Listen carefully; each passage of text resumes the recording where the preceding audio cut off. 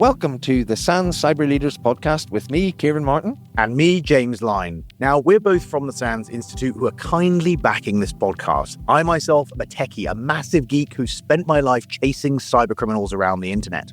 And I've got into trouble recently for describing myself as not a techie because I chair something elsewhere called a technical committee. But I'm sticking to my guns. I'm not a techie. I dealt with cybersecurity policy and operations in government, and I set up the UK National Cybersecurity Centre. Anyway, techies or not, James and I together are trying to unpack the weird and wacky world of tech security and all the complicated things it involves. I think after all these podcasts, Ciaran, you're certainly an honorary techie at the very least, if not literally. Oh, thank you. But anyway, this podcast is a voice for security leaders. Look, we want CISOs, security directors and beyond to build up their knowledge of what works, what doesn't, and ultimately to secure their organizations more effectively and quickly. And we have an exciting one today, James. Oh, I like an exciting one, Ciaran. Tell us more. Well, it's a real cyber leader, but first I have to warn you especially, we're going to have to be a bit more disciplined than usual today. Famously disciplined that we are. You know that's basically impossible. Why are you pretending we're going to stick to the script and the rules today? We've never done that before.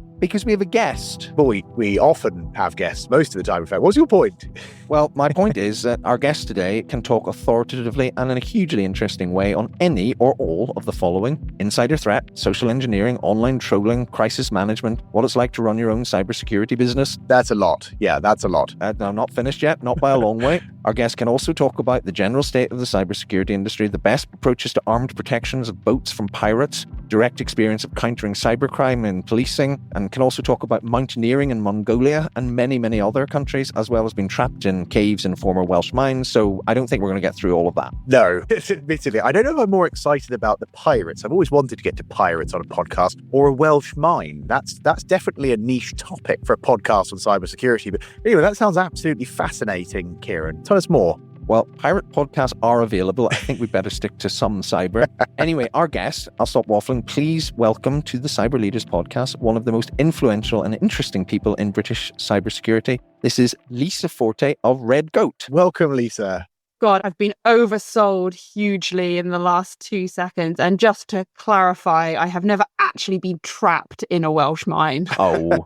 Merely briefly concerned that a route out may be required. Is that a better summary? A longer residence within the mine than initially anticipated, but not trapped.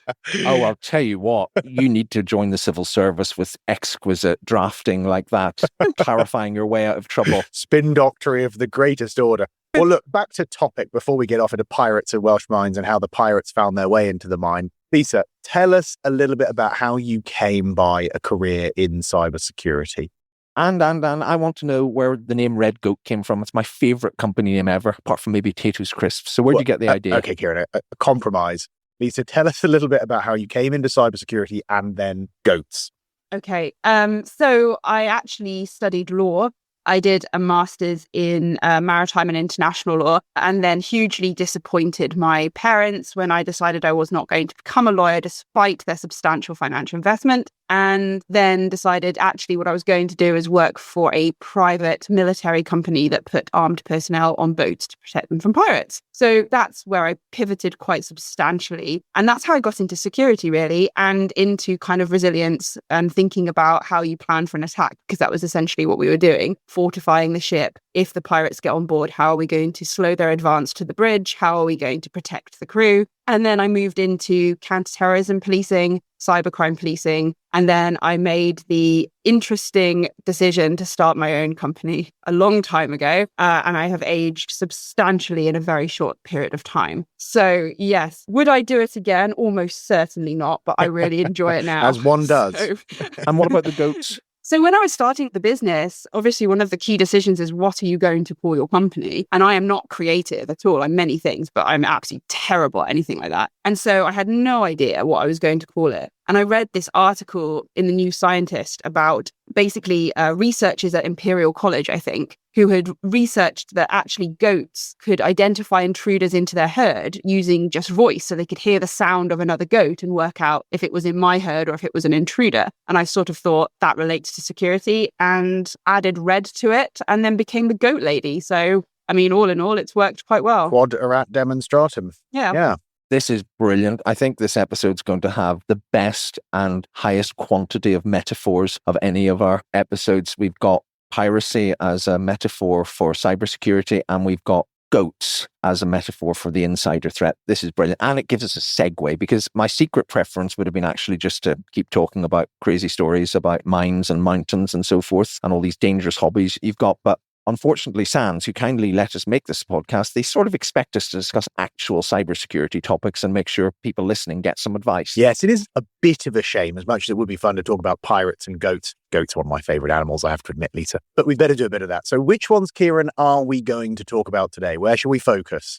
Well, I reckon we should do a bit of insider threat because of Lisa's deep expertise in it. We've not talked about insider threats at all yet on this podcast. And maybe do a bit of crisis management. Got to do a good crisis. So we've talked about that before, but no harm in returning to it. Okay, I'll give you that one, but we'll have to call it there. Otherwise, we're just going to crash our recording capability. There simply aren't enough petabytes on the internet for the amount of information Lisa could share with us. Right, we have a deal. So Lisa Forte is going to give us her considerable expertise on insider threat and a bit of crisis management too. Thank you, Lisa. Over to you, James. All right. Well, in that case, let's start with insider threat. So every episode, we're talking about the threat from essentially malevolent outsiders. Now, they're at a disadvantage, I guess, because they have to get in. But how different is the insider threat from the outsider threat? Is it just the same type of defenses? Is it the same type of problem? Other than the irritation that, of course, they might be sitting on your payroll, which just seems, frankly, rude. What do you tell people about the best way to counter the insider threat, Lisa? So I think the key thing to really understand about insider threat is that actually US CERT break it down into two categories. You have unintentional and intentional insiders. Unintentional insiders would be people who, make a mistake or are negligent or are reckless in their behavior, but they don't intend any negative consequences to come to the organization. And then on the other side, you've got intentional insiders. And these are people who act with intent to steal something or commit fraud. And US CERT break intentional insiders into three categories, three types of attack, essentially: fraud, sabotage, and theft. And when you look at those three, actually, when we're talking about countering the insider threat, generically, it's like saying countering the cyber threat. There's so many different threats that are exploiting different things and want different things. And that's the same with the insider. So if you're looking at fraud, sabotage, and theft, each of those are different types of roles within an organization, the different capabilities, the different motivations. For example, sabotage and theft are what people call end of job role events, because you don't sabotage a company and then stay working for that company. You're going to do it as you exit. Fraud, on the other hand, is completely different. And actually what you do see with people committing fraud is that actually the fraud and their job role are kind of intertwined. So they don't tend to take promotions, they don't tend to move on, because in order to continue the fraud, you need to stay in that role. So I think when we come to countering it, actually you've got to recognize the very different types of attack that we're seeing, and each one has to be dealt with very, very differently. So that's really interesting. And can I just ask about the extent of the problem for companies? So when I was at GCHQ, there was a very experienced guy there, sort of mentored all the cyber defenders. And he would always ask them what we called the 100 beans question. So bear with me. He would say, I'm going to give you 100 beans. How many of them are you going to assign to this problem versus that problem? So if you're talking, as you do all the time, to a CEO or a board, in terms of the insider threat, what's the answer to the 100 beans question versus all the other things they have to manage? Or is that the wrong way of looking at it?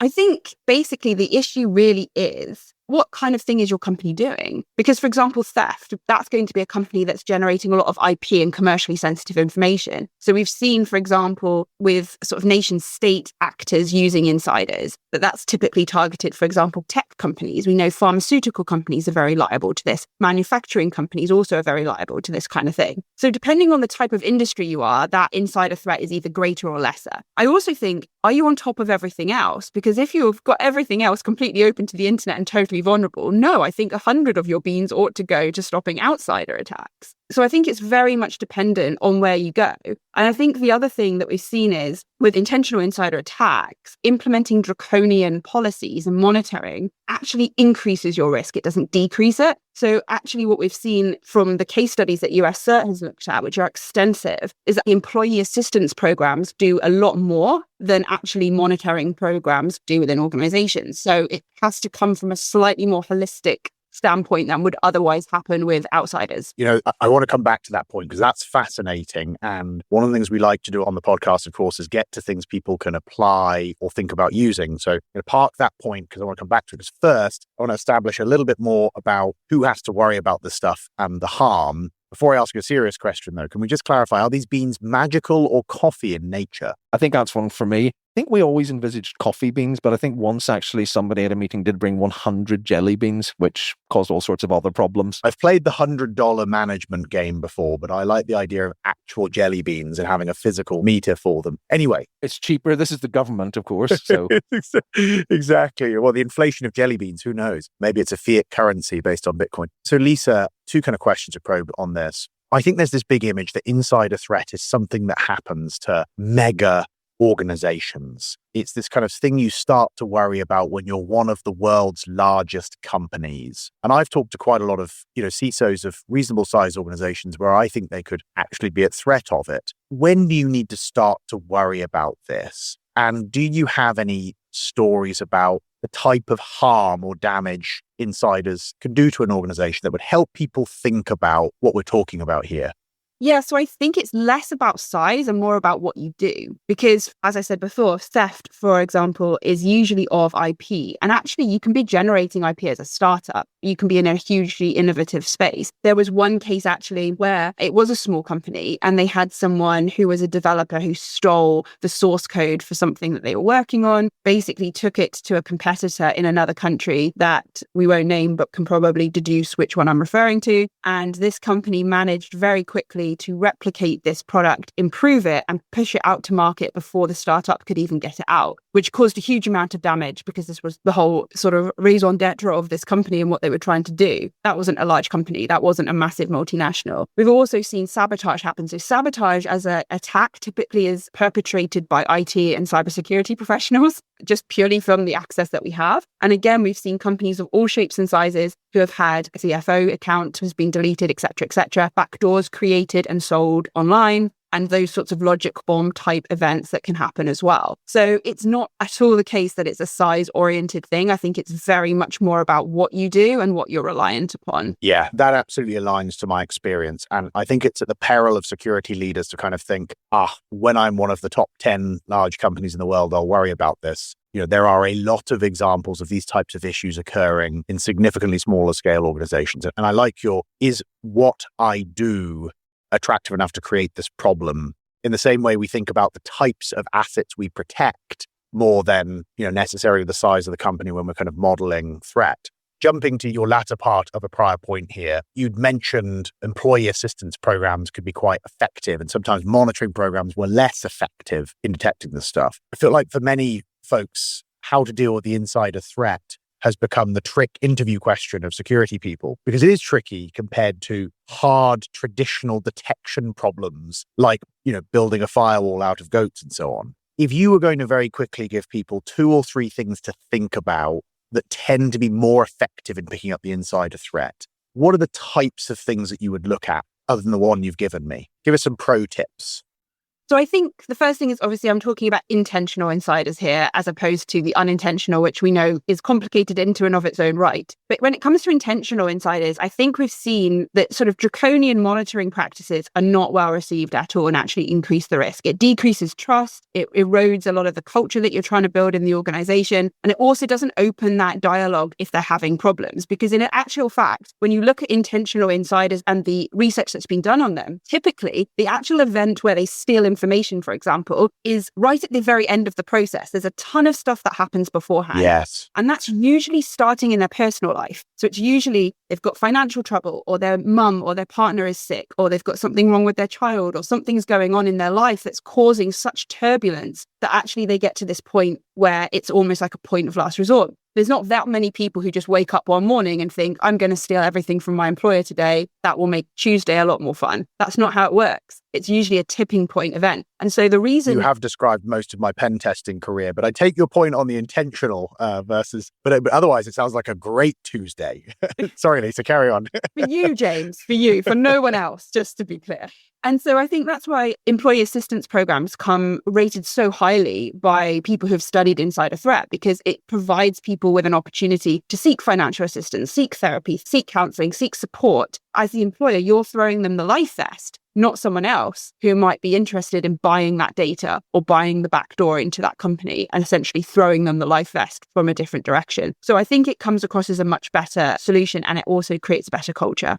Well, can I jump in here on this question of the malicious insider? And I want to ask a serious question about GOAT. That's quite a sentence, isn't it? So you mentioned at the start, and it was brilliant. You chose the name because goats can detect intruders into their tribe. Now, last time I checked, and I'm not the techie, but goats don't use computers. So clearly there's some psychological, sociological way in which goats have adapted to detect the sort of intruders. So goat cyborgs? Is that where we're going, Ciaran? Goat borgs? I have no idea where we're going. I'm on board for the ride, but... Oh, that's going to be so disappointing now, because it's a really serious question, not about goat cyborgs. It's simply a question about the human detection aspect of this, because you're really talking about very sensitive judgments, aren't you? So to what extent is this management of the insider threat really a case-by-case human challenge? To what extent is it a sort of systems one? And to what extent can you automate this, if at all? It is very, very difficult. And you're correct. It is very sensitive and very case by case. I did some research a few years ago on this, where we actually spoke to employees of a variety of different companies to ask them, to rate certain behavior that we'd sort of created in scenarios. And we said, look, go and tell us whether you think this is malicious, whether this is something you would flag and report or not. And actually what we found was really disturbing, because they were quite willing to throw contractors under the bus pretty quickly for not very suspicious behavior. But actually, anybody higher up in rank than them, they could almost overtly be stealing information and putting it into a bag, and no one would report it. Wow. So you've got two things. You've got, actually, I'm quite scared to report someone who's just having a hard time. I don't want to be that person. Also, we won't whistleblow on people higher up in our organization. And this is something that we've seen as an issue with whistleblowing in general across the board. And I know even in sort of counterterrorism policing, they've fought this battle for ages about reporting people who you think are suspicious, and people just won't do it. So we have a real problem with encouraging that to happen, because actually, even if you have anonymous whistleblowing programs, they're not actually anonymous, and people know they're not actually anonymous, and so don't use them. Fascinating. That is fascinating. The human and psychological side of this problem, as opposed to just the kind of hard technical defenses, I could see makes it very different to other types of, threat and defense program you may want to establish in an organization. But look, let's segue a little bit here. So Lisa, you end up having an insider threat. Sooner or later, it happens. How do you manage that incident? Because let's be honest, from a PR perspective to the layman, it just looks substantially worse than an outsider attacking you. You don't get to say, we were the victim of an advanced persistent threat with super uber exploit, 12317B. Someone walked in and walked off with the crown jewels. So talk to us about that. Yeah, I think it's really difficult. And from a PR perspective, it's a nightmare, because ultimately you've hired this person. There's a thought process that you've done some level of due diligence on them. You've then given them access into everything. They've obviously gone rogue, which you haven't caught at the point that they did it. And now you're sort of having to backtrack. And it's very difficult to rebuild trust in that situation from a PR perspective. And we've seen this happen even in tech companies recently. They've had nation state infiltrators into different companies that have happened. And it does pose questions, I think, on how well you're running your security internally when this happens. This is, I think, why, coming back to your point earlier, why everyone needs to have it on their radar, is because actually, if it does manifest, it's an incredibly difficult thing to deal with from a PR perspective, because you've got to hold your hands up to clients and say, the person who was looking after your data, who we said was fine, wasn't fine. And that's a horrible thing to do. Yeah, it's admitting to the lapse of judgment is much more unpleasant, isn't it, than a particular technical failure, which of course is a little ridiculous, because given the complexity of a lot of the stuff, it doesn't necessarily involve a lapse in judgment. It just kind of looks like it from a PR perspective. Well, Lisa, let's back out of this into crisis management a bit more generally then. I know you have, unfortunately, had to see quite a few of these. You, like I, have been stuck in the middle of many of these breaches, many of these incidents, being the calm in the storm, trying to corral things to a better place. you must have a good library of do's and don'ts in a cyber crisis. Some pet peeves you've seen people do and gone, oh, that's going to go so badly for you. Could you share any pro tips on the do and don't front? There are three things that I see time and time again. The first one is companies that have beautiful plans that are written like a Bible, absolutely perfect, tick every standard and every procedure you can imagine. And then you sit there and you watch their CMT dealing with the incident. Not one person has opened the plan at any point in the entire thing. So the entire thing could just be written in any language and no one has even looked at the plan. So it's completely Yes. unusable. It's not fit for purpose. So you haven't actually... Beautiful theory. It is, and it's a beautiful document. Bring it out, show it to your auditors, get your gold star. Absolutely not a problem with that, but create something that's actually usable in an incident because people aren't looking at it. That's the first thing. The second thing I see time and time again, the comms team is your second most important team in a cyber crisis. So I guarantee you that comms team will be under-resourced. They won't understand the technical detail of what's happening. They'll be thrown basically having to be very reactive quickly to things that are happening that they don't necessarily understand. Give them support, give them training, give them backup because they are your second most important team in a crisis. And the third one is comms channels. Time and time again, I have seen people who rely on email to communicate internally, and email is down in a cyber attack. And they don't have that ability to communicate anymore. They have no backup channel. That last one is absolute gold. So I've seen all of those sins too. They're really good call outs. The last one is brutal. Absolutely. When you're trying to coordinate and, your channel isn't available, or worse, when it's compromised. I've actually been involved in an incident where said attacker is sitting in the war room. You're like, how do they keep getting ahead of us? They're just listening to you, watching everything you do. It was a really embarrassing moment. And then you scrabble to try to get these people together in some kind of communication mechanism that isn't compromised. And it just puts you on such the back foot in an incident. So practice and define the stuff in advance, right, Ciaran? Completely, and brilliant answer. I was running a tabletop exercise recently and we were reviewing the material just before it, and somebody thankfully spotted the fatal flaw in what we'd prepared because it was all the systems are down and we were trying to test, as Lisa said, whether anybody had read the crisis management plan. And there were all these outtakes for the exercise from emails internally in the company. And then somebody spotted, well, we've just said emails are down. So this exercise isn't going to work where we have all this information communicated by email.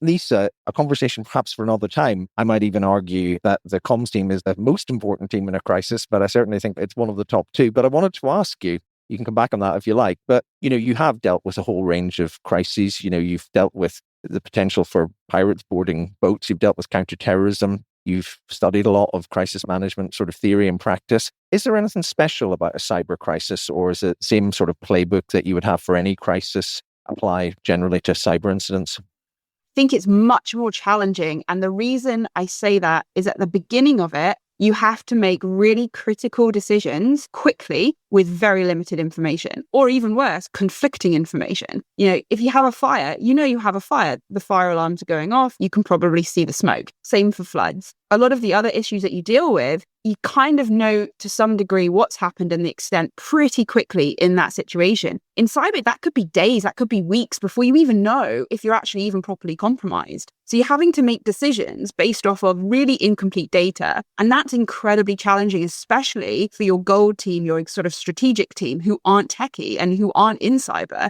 because they want certainty from the data. And you just have to say, we don't know yet, which is very difficult for them. Completely agree. And that's where all these statements that, we are confident no data has been lost and all of those that people then have to, I think the technical word in the communications profession is clarify. In other words, retract and humiliatingly apologize. Anyway, yeah, no, absolutely. I think that's the key difference. James? I love the term clarify. Yes. The painful professional backtrack. But look, I do want to add a +1 to something you're both touching on here on the comm side of things too, and making sure those relationships are built and they're well practiced. And we're here in 2025 talking about this stuff well into the established practice of handling incidents. And yet this stuff still happens. I remember early in my career, a really nasty incident where a bank that we were working with sent a communication out to a large section of its customers about how their data had been compromised. Very professional communication that was put together, handled very expediently given this kind of database breach.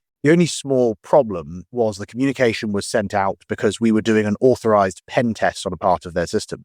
They basically, picked up a shotgun and blew off their toes kind of through their head. It's kind of hard to angle a gun that way, but best metaphor yet. yes, by admitting to a breach that was a breach they actually paid people to do in an authorized context. It's pen test. And so just a failure of coordination of the teams and to align the kind of comms group. And of course, clarifying, oh, no, there was no breach. We didn't mean that, is pretty difficult at that point. So you just have to practice. You have to pull these teams together and do it regularly enough that you don't run into one of these types of moments, because they really are very painful and still happening a lot, aren't they, Lisa?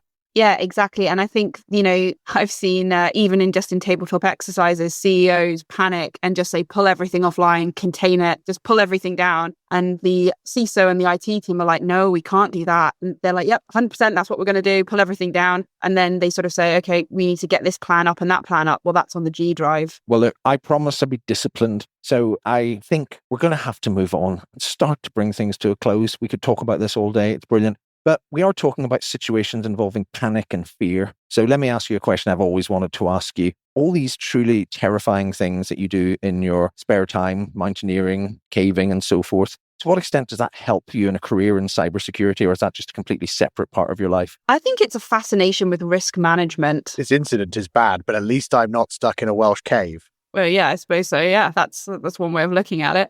Not stuck. Not stuck, temporarily delayed. I think it's just a fascination with risk management, because a lot of these things like climbing mountains, going in caves, exploring abandoned mines, it's all about managing risk and having to sort of think about what you might need and how you're going to check things and how you're going to make it as, safe as possible to do what you want to do. So I think it's all sort of linked, but also I think I was probably dropped on my head as a child. So well, we're having a metaphor competition. So I think mine is, staring into the abyss as a hobby certainly helps in cybersecurity, but there you are. James? I'm now going to have to go and reflect on my own personal habits, and perhaps there's a greater connectivity between some of my more extreme hobbies and cybersecurity that I first appreciated. But Lisa, what's the scariest thing that's happened to you in all these adventures? You must have one that stands out. Yeah, I made a big mistake once in Peru. And it was actually interesting because it was about looking at conflicting data points. So I looked at the weather forecast. I was really high up. I was at Camp 4 on this really big mountain in the Andes. Looked at the weather forecast. Everything looked fine on one weather forecast and absolutely abysmal on another for the next day. So we get up at midnight because that's the time you have to start a summit bid. And the sky was clear, stars in the sky, beautiful. Absolutely no problem at all. So I thought, okay, that's proving the good weather forecast right. We can discount the other one, we're all good. So totally off I go, quite happy, thinking we've got this in the bag. And probably 2 or 3 hours in, the weather turned. And at 6,000 meters, a storm it's pretty much the worst thing you can possibly ask for. That's not good. Well,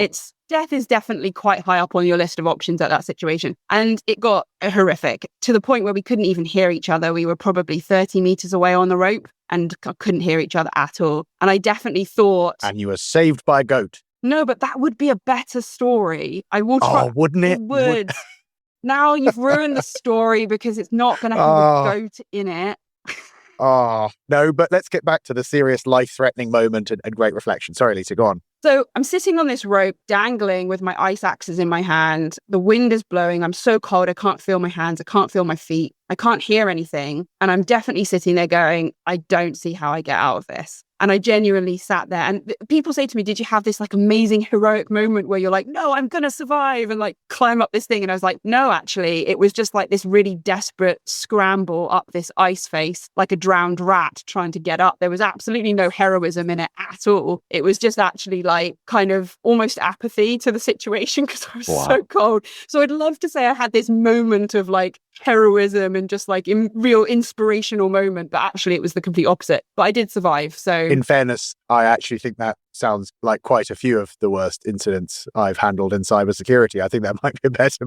Incredible story. I survived. It was an unpleasant experience and I scrabbled desperately. Might be more fitting than it wasn't pretty, but we got out of it. We made it work. Well, thank you for sharing, and I'm glad you're still here. Look, one last area I want to pivot to here before we kind of get towards our wrap, and you know what that means, Ciaran. Of course. Lisa, you're undeniably a high-profile figure here in UK cybersecurity, often headlining big events, kind of inspiring the next generation, giving people ideas, often asked to comment on the BBC and all sorts of other places. You pop up all the time. How is our industry right now? How's it moved on? What would you like to see change? What has changed that you like? What's good and bad and ugly?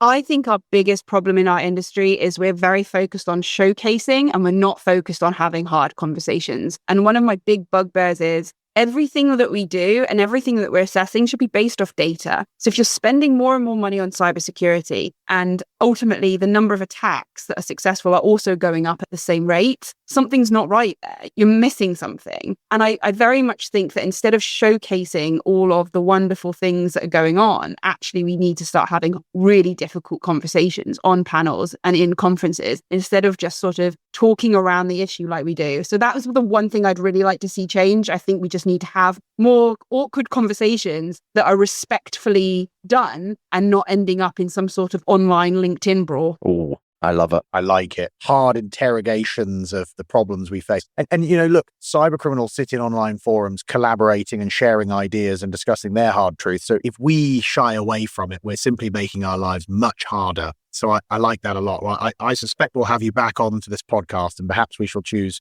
a hard truth or two to have a small podcast brawl over. Well, look, Lisa. Better than LinkedIn. Exactly. We can do it on both if we need to. I mean, Lisa, I've got one last demand. I mean, politely phrased question. Here we go. What's your point, Ciaran? I love this part. We've reached the part that you love where you get to your big idea. Yes, look, I think it's only fair, Lisa, if we ask, on behalf of the people that listen to us at the end of the episode, that we give them something really useful at the end.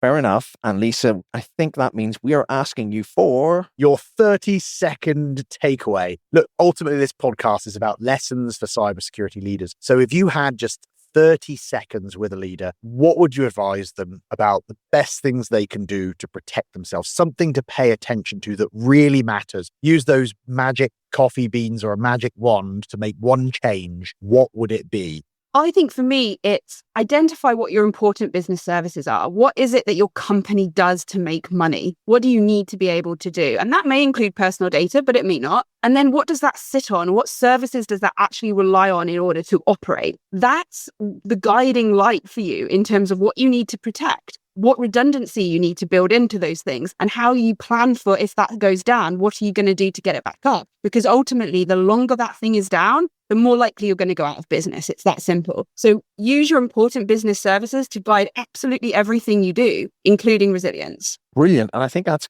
closest to 30 seconds than we've ever had, and really succinct as well. Look, we've had malicious insiders, accidental insiders, crisis management, mountains, goats, pirates, risk-taking, risk management, everything. And we could go on for a lot longer, but we have to stop it there. Lisa Forte, thank you so much for coming on the SANS Cyber Leaders podcast. You've been amazing. Thank you. Absolutely remarkable. And brevity be the soul of wit, said Lord Polonius. I can't believe we actually got to 30 seconds, Ciaran. It's going to happen sooner or later. It happened. Thank you, Lisa. So I guess, Ciaran, I think that's it for today. Apart from feedback? Yes, feedback, please. Always important. You can leave us feedback at the podcast site, or you can email us at cyberleaderspodcast@sans.org. Tell us what more you'd like to hear, or less, or anything you like. And with that, thank you for listening. Yep, thanks for listening, and keep cybering. So for me, Ciaran Martin. And me, James Line. It's goodbye. And toodle pip.